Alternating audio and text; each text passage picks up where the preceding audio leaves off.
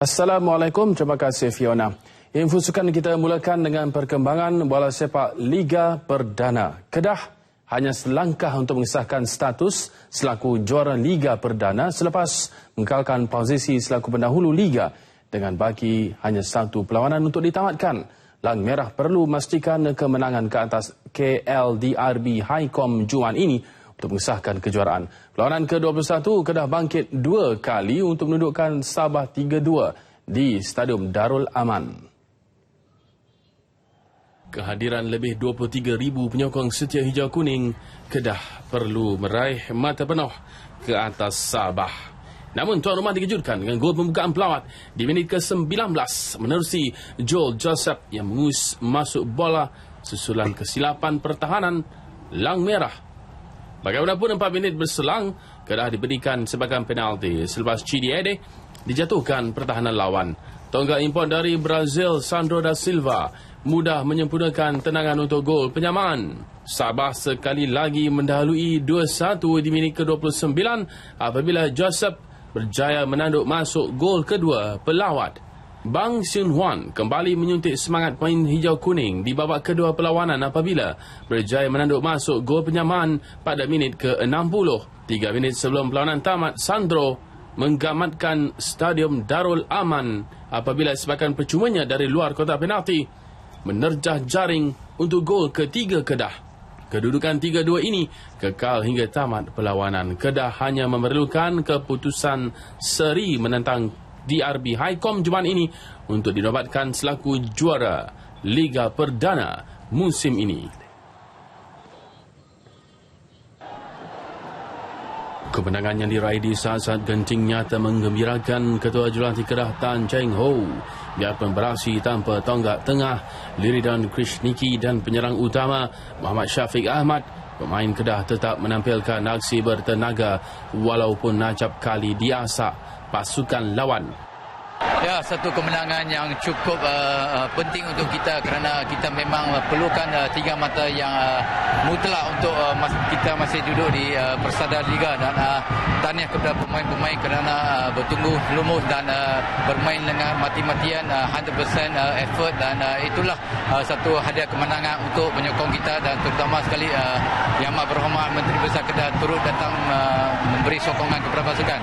I'm very happy now this situation. I see fans very happy. Congratulations for everybody. Pulu Kedah Pulu. Thank you.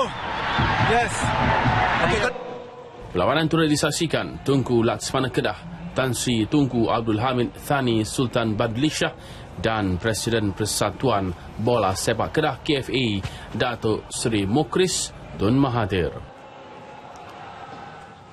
Sementara itu, pengurusan Persatuan Bola Sepak Kedah KFA akur dengan keputusan perlawanan terakhir Liga Perdana di antara KL DRB Highcom dan Kedah diadakan di Stadium Nasional Bukit Jalil.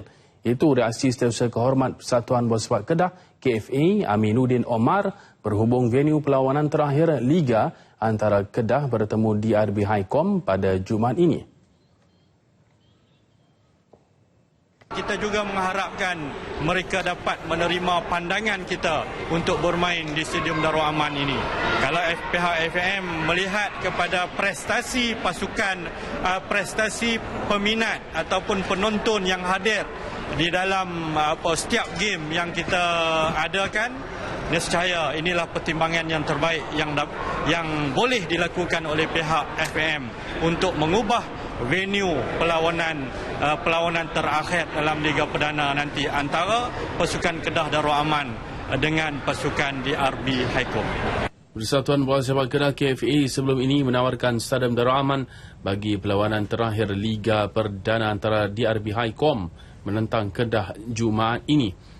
Badan Induk Bola Sepak Malaysia FAM semalam meminda jadual bagi perlawanan terakhir Liga Perdana. FAM memutuskan kesemua perlawanan terakhir Liga Perdana akan dijalankan di sebelah malam.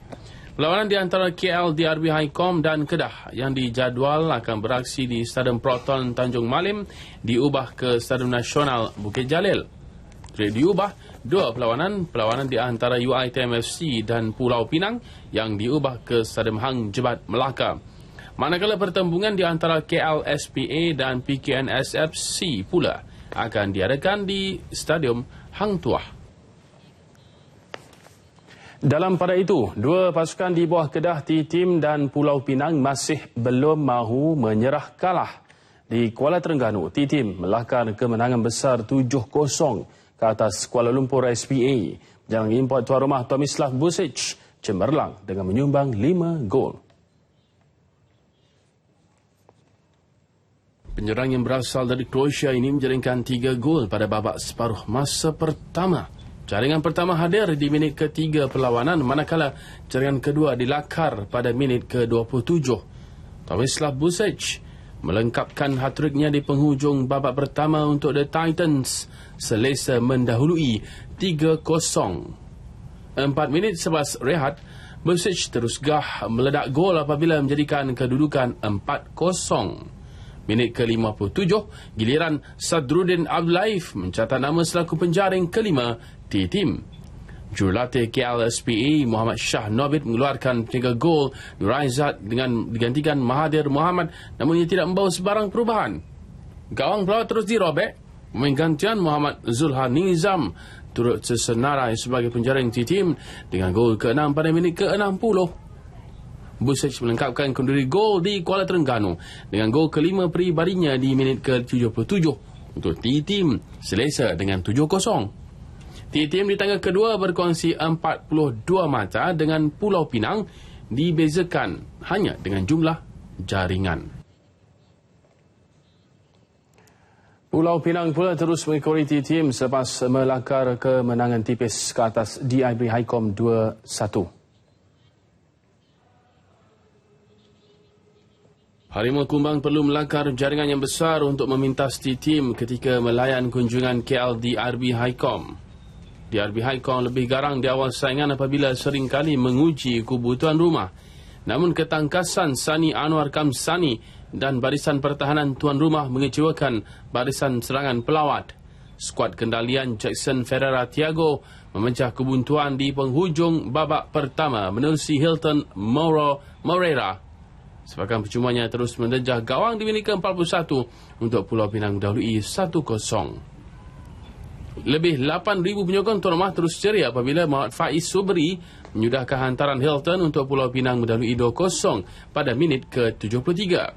Berselang 6 minit kemudian, pasukan pelawat mengurangkan defisit gol menerusi Hayato Hashimoto. Pelawat cuba mengasak kubu tuan rumah untuk menyamakan kedudukan, namun tiada jaringan tambahan dilakar kedua-dua pasukan sehingga tamat perlawanan.